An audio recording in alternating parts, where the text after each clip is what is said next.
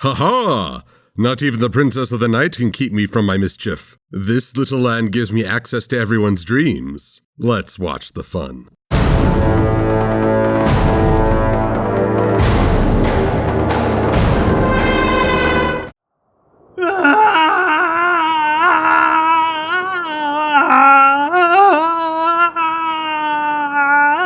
Hey there, bud. Looks like you drew the short straw.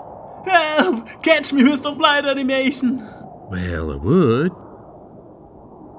But you didn't want to collab for this episode. I'd already promised someone else! Too bad. So sad. See you next fall. That pun was unnecessary!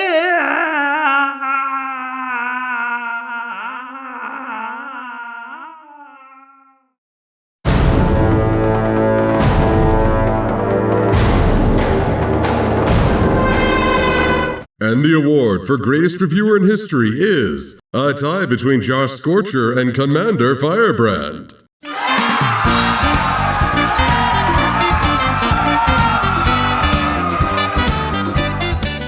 Thank you all so much. I've worked really hard for this. I know people like to say, just do it! Ironically, but really, that's the secret to success like this. Just do it. You have to keep pushing despite all the setbacks. Yo, Firebrand, I'm happy for you and I'm gonna let you finish, but first... Cut!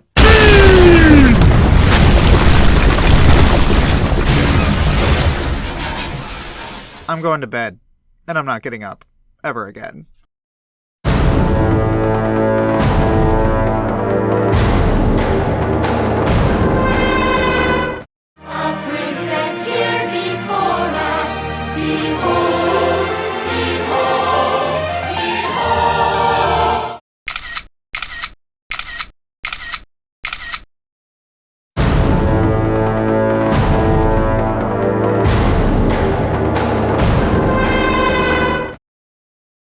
So, my sweet and salty half-breed, how's about we do a bit of rating of our own, if you know what?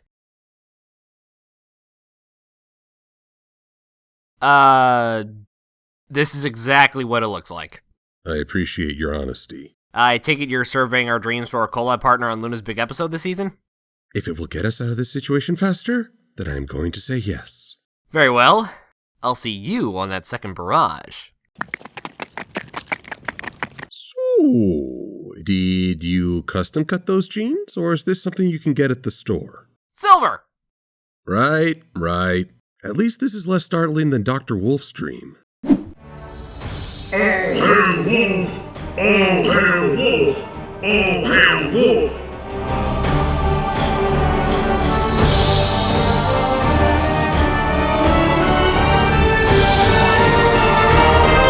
So let's not waste any time here. We begin with... Princess Luna's turning into Nightmare Moon! I'm sorry, we seem to have tuned into a bad fanfic. What? You know, one of those tales that just blends elements from past episodes, but doesn't really strive for anything new. Though I will praise the animation quality for this fic. One sec. Wait, go back! The Met game's on! Nuts to bases ball, the Blacklist is featuring a betrayal tonight. I don't care about Good Guy Ultron. It's the bottom of the 11th and the winning run is on second for Wilmer Flores. But it's so dark and broody and cynical, just like grown-up entertainment arbitrarily should be. No, hey, come on, stop it, stop my mind, no, Show about friendship? Show about friendship. The opening of Two Princesses Dream of Magic Sheep sets up what could be a pretty good adventure story. A mysterious nightmare creature called the Tantibus, which the Latin translation is nightmare, subtle, escapes Luna's dreams to infect other dreams among the ponies, and it's up to Luna and the main six to stop it. This sounds kind of awesome! Except for two questions raised by ye old rainbow power. The main six in the dream summon that ability at will. Is this something they can do willy-nilly? Would have made short work of Starlight Glimmer if that were the case. And the other question is... why would you use these forms again? I know some folks like these designs and it comes down to personal preference, but time has not warmed me to their appearance. The barrage of colors, the cutie pox breakout, and the oversized manes just don't appeal. Where do you fall on the love-it-hate-it spectrum, voice? What can I say? It's growing on me. Unfortunately, the battle between two Megan McCarthy scripts ends abruptly as the Tantibus breaks free of Luna's dream, going into dreams unknown. And then Luna wakes up. My dream ended happily? That cannot happen! happen? Yeah, I'm gonna put the scene over here for now. I'll get back to that moment a little later.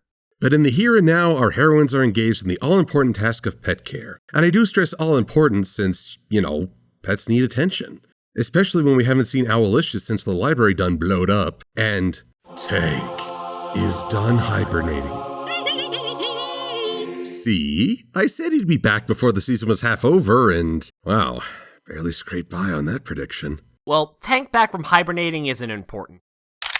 Beg your pardon? What I mean to say is, Tank's finishing hibernation is not the focus of the episode. Instead, we really should focus on the fact that the girls all had similar nightmares involving the blue smoke creature. Oh no, we're in an episode of Lost. Trust me, an episode of Lost would probably make more sense when we get farther into this episode. Don't worry, I'll explain myself later. And once Twilight and company realize that 6 dreams centered around one menace is more than a coinky-dink, they send out a distress message to the Guardian of Dreams. Which of you saw the creature of blue smoke in your nightmare? Whoa, super service. Amazon Prime, eat your heart out. So we get a little more of the lowdown on the Tantibus and the threat it represents. Since Luna saw the main 6 in her dreams, and she shares a connection with them, Luna must now enter the dreams to protect her friends. What's all this? All the ship fix inspired by that one summarization. Ooh, Rule 34 ones too. The plan is for Luna to hunt the Tantibus across dreamscapes, so she gathers everyone together for a platonic sleepover. Man, I'm getting a serious case of deja vu right now. I can't quite put my hoof on it, but wait, why can't Celestia help? There is nothing my sister can do. She has no power in the realm of sleep. Yeah, let's see what Google Translate says about that. Gee, I wrecked the car. Please don't tell Mom. She'll be furious again. But at least Spike gets to help. I know you said no pony can help, but I'm no pony. Now that's what I like to see. Spike's willing, loyal, and He sits there and does nothing. why won't you let me dream? Are you kidding? This is so exciting! I don't know how I'm ever going to... Oh, Pinky, never change. First dream of the night is Rarity, and oh look, she's dreaming about clothes. Really? That's what Rarity's currently dreaming about? You couldn't have set us up for the trilogy of episodes we're gonna get next time? Nope, just dresses. Let's fast forward a little because half the main 6's dreams are really uninteresting. Rarity, Twilight, and Applejack all feature dreams that stick so close to their archetypes, there's no surprise. Don't get me wrong, it's fun to see how the Tantibus twist these into nightmares and the aspects attack. Cue Luna awesomeness. But of all the times one could put a fun twist on our heroines, now is that time. I could think of at least one dream for Twilight that would get fans a talking. What are you... Oh no.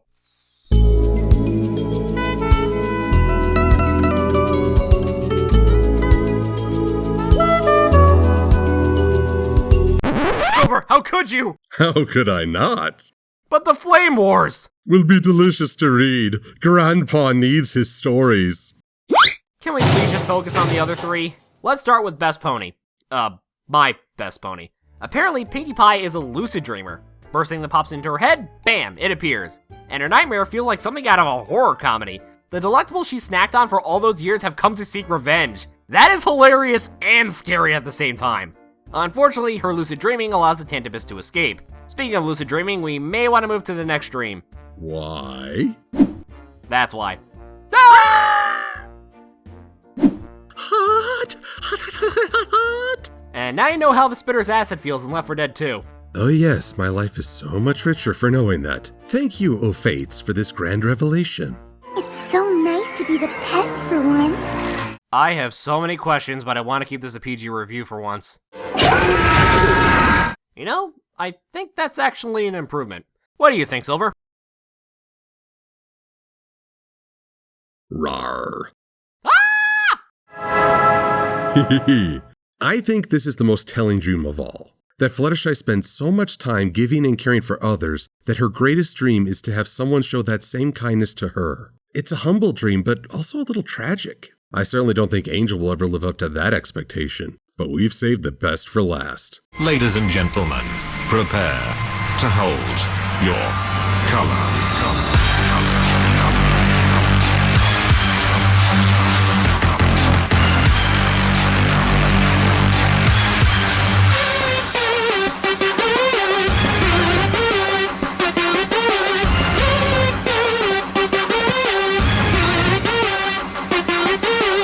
Oh, don't cheapen this with words. How about with sunflowers? No! I'm unbearably cute. Watch me solo on jazz flute. Yeah, Rainbow should count herself lucky. This is just a nightmare. For some, this is actual hell.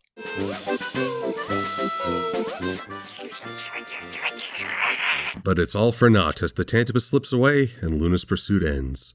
After what I did as Nightmare Moon, the fact that I am once again responsible for harming others is more than I can bear. Although after you left, I did happen to dream that I was eating a giant ice cream cone with all Ponyville while taking a test we hadn't studied for. See?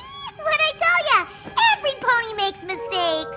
Yeah, one of those mistakes being forgetting to remind the girls not to dream about other ponies. Would that have made a difference? Most folks don't have control over their dreams, and reverse psychology is a factor here. Well, I wouldn't mind so much if Luna wasn't... Okay, I think it's time I said this. Silver, I'm going to use the dirtiest word in a critic's vocabulary to describe Luna. Dirtiest word in a critic's... No, you don't mean that. Yeah, I'm using the O word. Aw, come on. Do you know how many Luna fans watch this channel? Plus, I'm trying to go the waifu angle. Sorry, Silver, it's a sacrifice we all have to make. But think of my dignity. What dignity? Ask the yaks. Fans of Luna, far and wide, perk up your ears and duck for cover. It's gonna get nasty. If anyone needs me, I'll be getting a Slurpee. Princess Luna, as a character, is overrated. Luna is the most overhyped character in the fandom. She gets way too much praise for stuff she doesn't do. Ever since the pilot episodes, Luna has been praised as this misunderstood, completely innocent whoopee.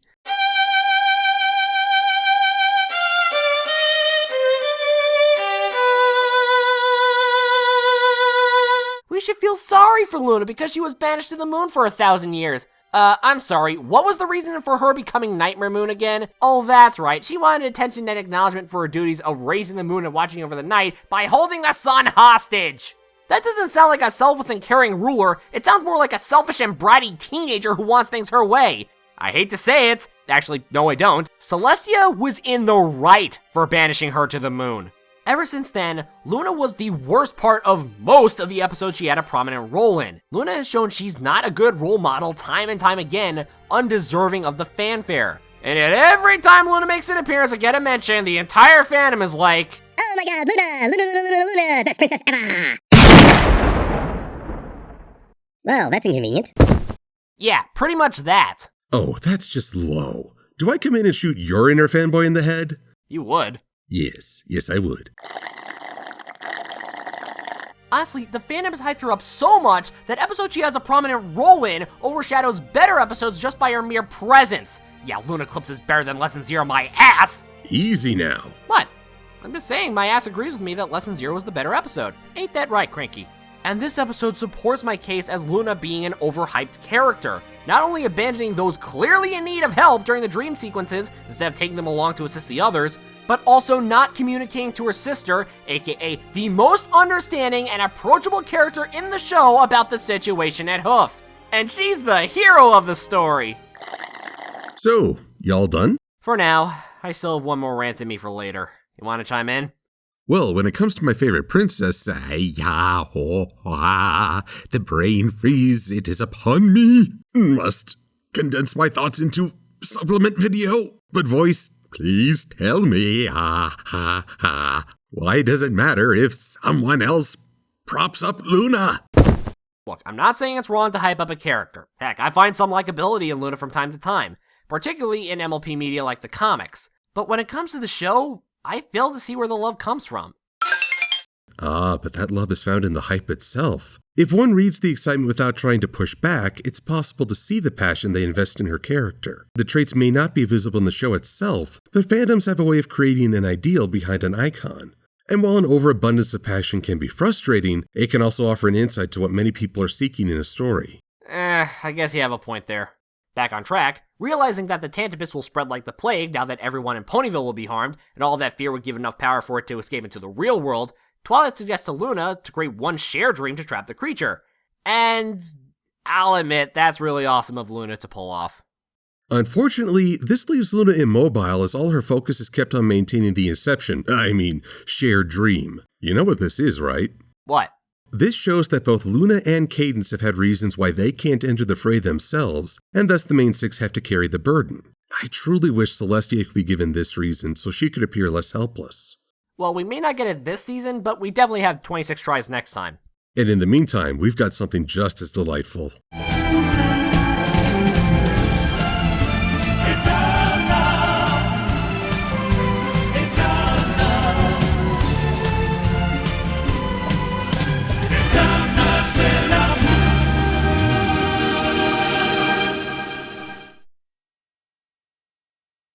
Yeah, this scene is pretty cool, but you know what it could use? Some docking.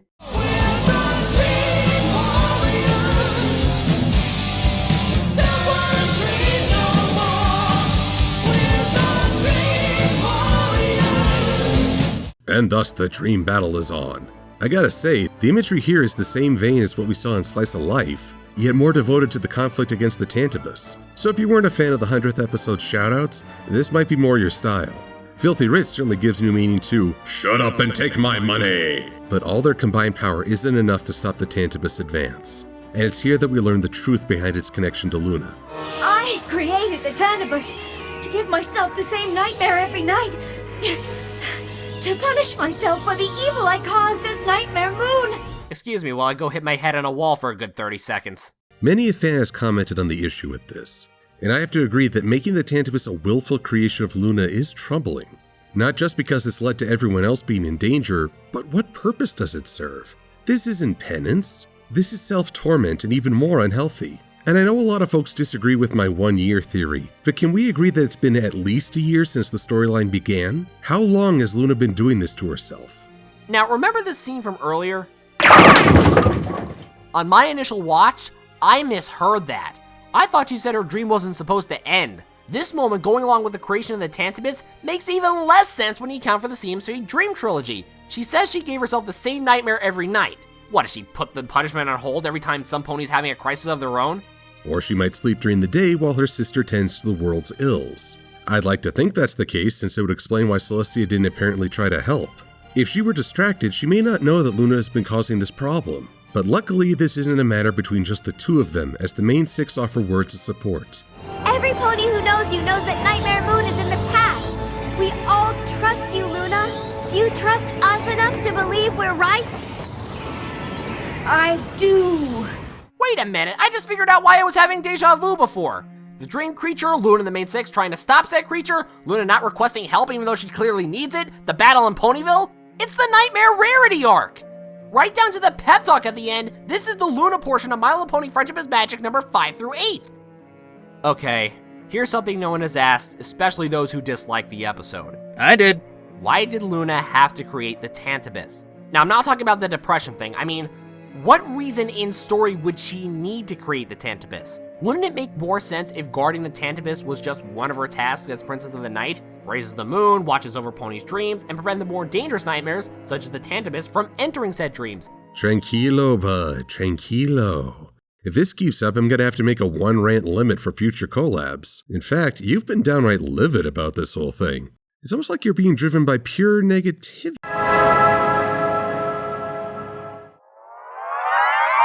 Well, shut my mouth. Whew, that was one nasty volcano bath. Hope I didn't keep you, Voice, help! This thing has been impersonating you! And saying it doesn't like this episode. But I don't like this episode. The concept is interesting on paper, the music and animation are great, it's entertaining to be sure with the final fight in the town, however, that's all ruined because of the main character. The irresponsibility of Luna creating something to hurt herself, knowing it could harm others, adds fuel to my fire about Luna undeserving of the absorbent amount of praise. That's it. From now on, folks only get 1 rant per collab. And it's no surprise when I say, the comic did it better. The Luna portion of the Nightmare Rarity arc, especially in the final issue, put Luna's conflict in a more logical light. Luna deciding to face the Nightmare forces alone because of the guilt of her messing up again because of a past action was more visible. Luna admitting she had this guilt to the town felt more relieving rather than self-destructing. And the pep talk with the townsfolk concluding with Trixie of all ponies saying sometimes ponies deserve a second or third chance felt more uplifting than the show. That's it! I've had all I could stand and I can't stand no more! Voice, I understand. This isn't an ideal episode. If you're not a Luna fan, this episode feels less involving because it puts so much emphasis on her own sense of guilt and its expression. Even Luna fans have given pause to her creation of the Tantibus, which isn't a step towards reconciliation, but rather becoming trapped in self-resentment. But look at how everything around Luna has changed. Look at the town ponies who rush to greet her rather than scream and tremble. Look at the Crusaders she helped nurture step up and fight for the future.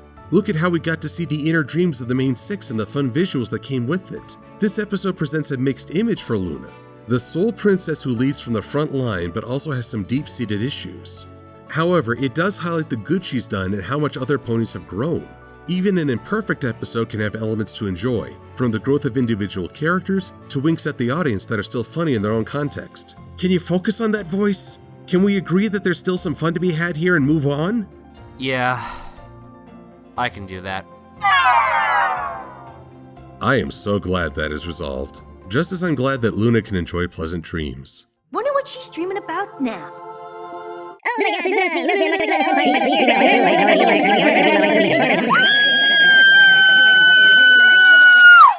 And I thought my fantasies were weird. 'Tis the nature of fanboys. Strike one down and 100 rise in its place. And with that comes certain splinter groups.